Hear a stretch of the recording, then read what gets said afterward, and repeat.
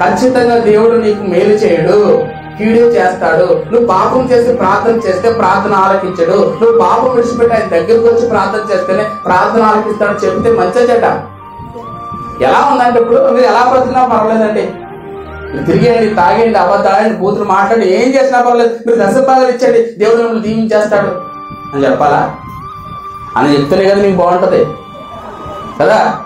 ఇక్కడ అలాగే ఉంది అహాబ్రాజుకి. నువ్వు ఇక్కడ ఆరాధన చేస్తున్నావు, దేవుడికి విరోధంగా బ్రతుకుతున్నావు, నీ బ్రతుకు మార్చుకోకుండా యుద్ధానికి వెళ్తే నీ జీవితంలో కార్యాలు చూడవు అని చెప్తున్నాడు మేకాయ్. కానీ అలా చెప్పినందుకు మేకాకి మన అహాబుకి ఏంటంటే ద్వేషం. వీడు ఎప్పుడు ఇలాగ మాట్లాడుతున్నావు, ఎప్పుడు మేలు పలకడు, నీ బ్రతుకు సరవకపోతే. నాకు ఒక విషయం మరి వచ్చింది, అది ఎంతవరకు నిజమో తెలియదు, కానీ బల్లారాధన ఇస్తున్నారు, వాళ్ళు యోగ్యంగా ఇవ్వడం లేదు, అందుకే కష్టాలు, బాధలు, ఇబ్బందులు వస్తున్నాయని మాట్లాడుతున్నారు. ఇప్పుడు విషయం గుర్తుపెట్టుకోండి ఎప్పుడు కూడా. దాని గురించి చెప్పే ముందు ఒక ఎగ్జాంపుల్ చెప్తారు. మీరు హాస్పిటల్కి వెళ్ళారు, డాక్టర్ గారు మందులు రాసిచ్చారు. మందులు రాసిచ్చిన తర్వాత మెడికల్ షాప్కి వెళ్ళిన తర్వాత ఆయన మందులు ఇచ్చి మీరు పొద్దున్న ఇది వేసుకోండి, మధ్యాహ్నం ఇది వేసుకోండి, సాయంత్రం ఇది వేసుకోండి చెప్పి అమ్మ మీరు ఈ ఆహార పదార్థాలు తినవద్దని చెప్పాడు. నువ్వు ఇంటికి వచ్చిన తర్వాత ఈ ఆహార పదార్థాలు తినడం మానేసి ఉదయము సాయంత్రం మధ్యాహ్నం నువ్వు వేసుకుంటే నీకు వ్యాధి తగ్గుద్ది. అది మాట్లాడతాడు, వ్యాధి తగ్గుద్ది.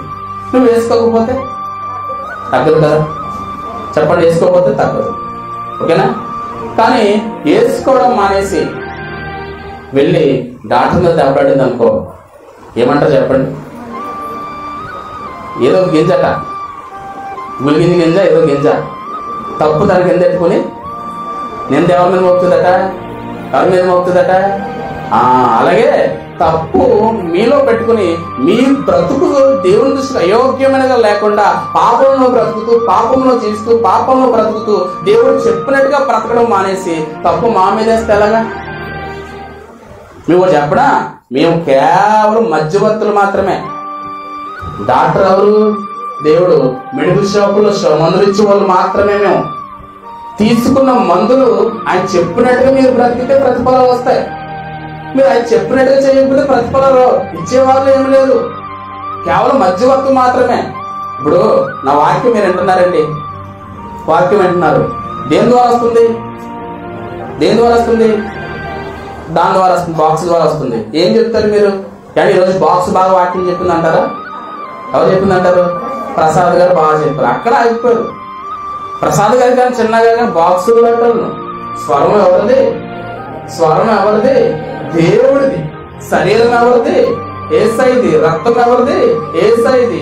తీసుకుంటున్న నీలో తేడా ఉండాలి, ఇస్తున్న ఆయనలో తేడా ఉండాలి. మధ్యలో మేమేం చేసాం? ఆయనలో తేడా అయితే ఏమైనా ఉంటుందా? ఆయనలో ఎవరైనా తేడా చూపించగలంట? ఆనాడే చూపించలేకపోయారు, ఈనాడేం చూపించగలం మనం? ఉన్నది తేడా ఎవరిలో? మనలో. మనలో తప్పట్టుకునే బల్లారం అయోగ్యంగా కూడా ఎవరు లేరు, అందరూ ఒకటే. ఉన్న శక్తి దేవుళ్ళు ఉంది, మహిమ దేవుళ్ళు ఉంది. ఒకవేళ మేము ఇచ్చితే ఆశీర్వాదం వచ్చిన దేవుడికే మహిమ, మాకు కాదు. అది ఎప్పుడు గుర్తుపెట్టుకోండి, అది ఎప్పుడు గుర్తుపెట్టుకోండి. తీసుకుంటున్న మందులు వేసుకుంటున్నా తింటున్న మీలోనే ఉంది తప్పు, నాలోనే ఉంది తప్పు, అంతేగా ఇచ్చే సేవకులో లేదు. అది గుర్తుపెట్టుకోండి, అది ఎప్పుడు గుర్తుపెట్టుకోవాలి. తప్పు మనకి ఎందుకుని మనం ఆయన చెప్పిన మాట ప్రకారం బ్రతకకుండా 2 గంటలు కూర్చొని ప్రార్థన చేసుకుని నువ్వు ఇష్టాసారికి ఎక్కడెక్కడో తిరిగేసి, అక్కడ తిరిగేసి, ఇలా తిరిగేసి, పాపం చేసేసి అవి పాస్టర్ గారు అయోగ్యంగా ఇస్తున్నారండి. ఎలా ఉందో చూడండి. ఇక్కడ అదే అంటున్నాడు ఇతను కూడా, అహాబు కూడా. ఖచ్చితంగా గుర్తుపెట్టుకోండి, తప్పు చేసి పాపం చేసి పాపంలో బ్రతికితే దేవుడు దీవించడు, అందులో ఎటువంటి సందేహం లేదు. ఖచ్చితంగా చెప్పాలంతే. మారాలి. మీ బ్రతుకులు మారితేనే. మీ బ్రతుకులు మార్చుకోకుండా వచ్చేయండి దీవించేస్తామని చెప్తే మేము చాలా లెక్క చెప్పుకోవాలి. దేవుడికి ఏమనుకుంటున్నారు? ఇష్టాసారంగా మాట్లాడతాం. దేవుడు స్వరం ఇది. ఎవరిని మీరు నిందిస్తున్నారు అనుకుంటున్నారు? ఎవరిని నిందిస్తారనుకుంటున్నారు? మీరు దేవుడిని నిందిస్తున్నారు. ఆలోచన చేసుకుని మాట్లాడు. ఒక మాట మాట్లాడమంటే తప్పంతా మనకెందుకున్నట్ట? ఎదుటివాళ్ళ తప్పది. అయోగ్యంగా తీసుకోవడం మీ తప్పది. ఆయన చెప్పినట్టుగా బ్రతకపోవడం మీతో డాక్టర్ తప్పుందా? ఆయన చెప్పాడు, ఆయన మందులు వాడకపోవడం తప్పు నీది. ఆయన తినొద్దనేది తిన్నావు తప్పు నీది. ఆయన చెయ్యొద్దనేది చేస్తావు తప్పు నీది. యాభై కూడా నువ్వు యథార్థంగా పరిశుద్ధంగా పవిత్రంగా బ్రతకకుండా నేను యుద్ధానికి వెళ్ళిపోతాను, నాకు విజయం సాధించేస్తాను, నువ్వు నాకు మంచి ఇవ్వలేదు, ఎక్కడ వెళ్తాడైనా? మీకా రోషం గలవాడు కాబట్టి, నిజంగా దేవుని సేవకుడు కాబట్టి ఖచ్చితంగా ఉన్నట్లే మాట్లాడాడైనా. ఇంకో విషయం చెప్పనా, మీరు ఉన్నది ఉన్నట్టుగా మాట్లాడుకుని మీరేదో అనుకుంటారని మీరు తేడా చేసామనుకో మాకు పర్లోకం పోతట. ఒకసారి ప్రకటన గ్రంథంలో చూద్దాం. మరి మా గురించి కూడా తెలియదు కదా మీకు.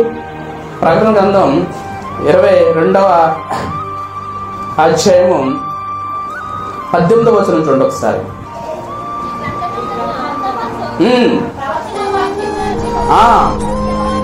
ప్రతి వానికి ఏమనగా ఎవడైనాను మరి ఏదైనా కలిపి ఎడలా ఈ గ్రంథంలో వాడిన తెగుళ్ళు దేవుడు వాడు కలిపి చేసి తెగుళ్ళు వచ్చిన పద్ధతి లేండి మాకు. కానీ నెక్స్ట్ చూడండి ఎంత ప్రమాదకరమో. ఎవడైనాను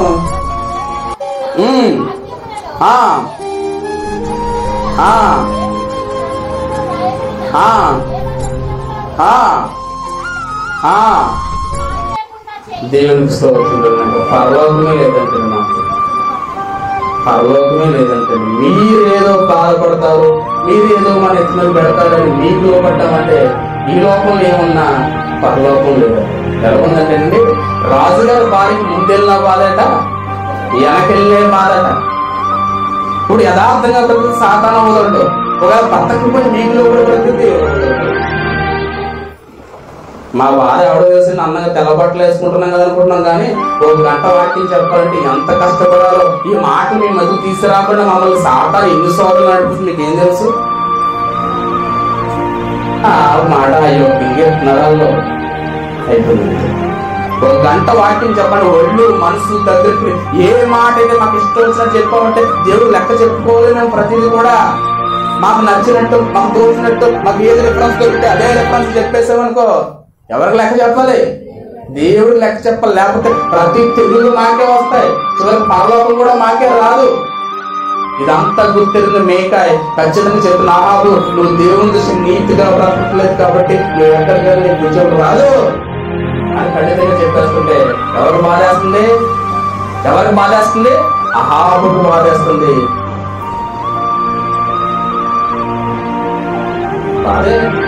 బాధపడినప్పుడు ఎందుకంటే నిజమైన స్నేహితుడట గాయములు చేస్తాడు. సాంప్రదాయంలో మాటలు చూడండి సార్.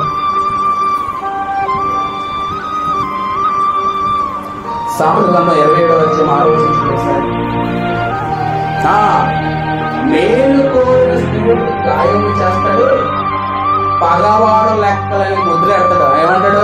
నువ్వు సోపడరా, నువ్వు ఎలా బ్రతికినా పర్లేదురా, నువ్వు పాట బాగా పాడుతున్నావు తల్లి, నువ్వు అటు బాగా చెప్తున్నావు తల్లి, నువ్వు బాగా ప్రార్థన చేస్తున్నావు తల్లి, నువ్వు ఎలా బ్రతికినా పర్లేదు, నీ బ్రతుకులో జీవడనుకున్నా పర్లేదు, నువ్వు హెచ్చించుకున్నా పర్లేదు, నువ్వు అబద్ధాలన్నా పర్లేదు, నువ్వు కూతురు మాట్లాడినా పర్లేదు, నువ్వు ఎవరి భర్తను తిట్టేసినా పర్లేదు.